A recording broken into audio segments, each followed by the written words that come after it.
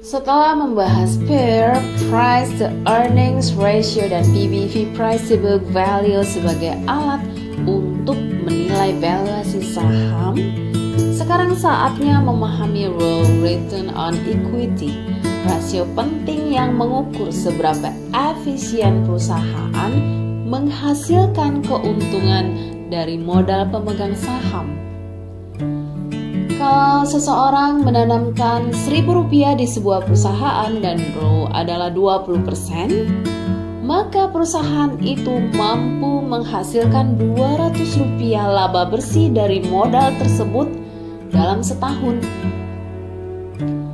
Nah, Rp200 maksudnya bukan perusahaan menghasilkan Rp200 literal per tahun dari modal Rp1.000. Bukan. Itu hanya ilustrasi proporsi atau efisiensi, bukan nilai mutlak laba real.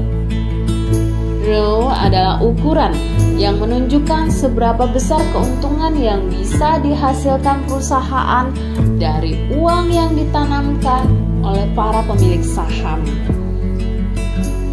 Jadi, rumus ROE adalah laba bersih atau net profit NP dibagi ekuitas pemegang saham atau I dikali 100%.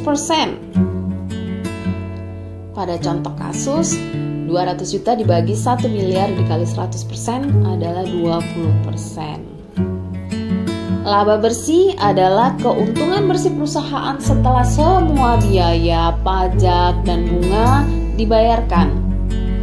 Sedangkan ekuitas pemegang saham, shareholders equity, adalah total aset dikurangi total kewajiban atau utang.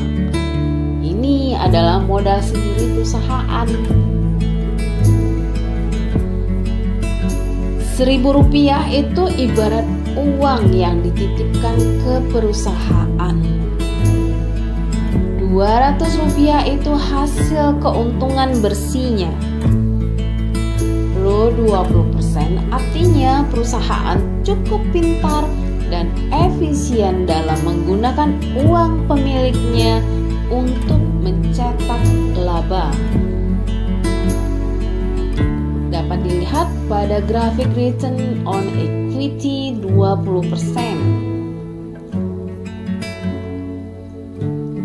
Untuk membandingkan ROE dengan cost of equity atau biaya modal sendiri, jika ROE lebih besar dari cost of equity, maka perusahaan telah menciptakan nilai tambah. Dan jika ROE kurang dari cost of equity, maka perusahaan menggerus nilai investasi. Apa itu cost of equity atau biaya modal sendiri? Ini adalah tingkat pengembalian minimum yang diharapkan investor atas dana yang mereka investasikan di suatu perusahaan.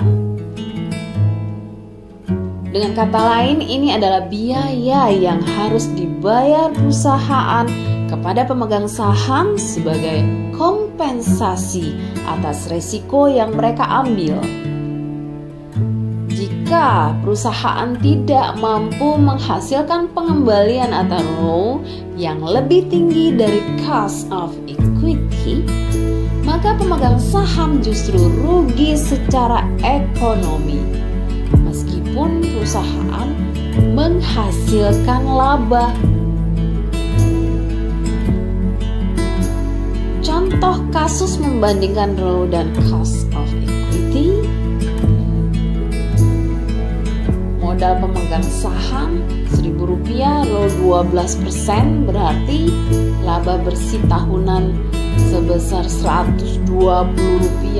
Cost of equity dihitung misalnya adalah sebesar 10%. Karena ROE 12% lebih besar dari COE, yaitu 10%, maka perusahaan menciptakan nilai bagi pemegang saham. Bagaimana jika row hanya 8% sementara COI 10%? Maka perusahaan menggerus nilai investasi. Visualisasi perbandingan row versus cost of equity diwakili grafik untuk dua skenario. Yang pertama, value creating, yaitu row lebih besar dari cost of equity. Kedua, value destroying, yaitu row lebih kecil dari cost of equity.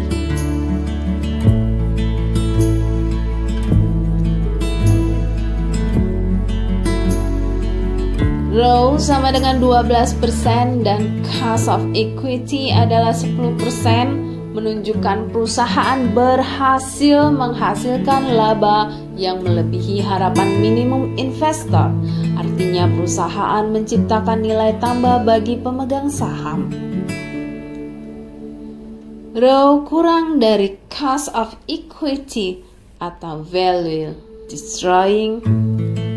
Row sama dengan 8% dan cost of equity 10%, menunjukkan perusahaan tidak mampu menghasilkan laba yang cukup untuk menutupi ekspektasi investor. Dengan kata lain, perusahaan menggerus nilai investasi pemegang saham. Jadi, seorang investor sebelum memutuskan berinvestasi dianjurkan: pertama, hitung row dan bandingkan dengan cost of equity. Kedua, jika row lebih besar dari cost of equity, itu sinyal baik. Tapi jika row kurang dari cost of equity, pertimbangkan risikonya. Mungkin uang Anda lebih baik di tempat lain.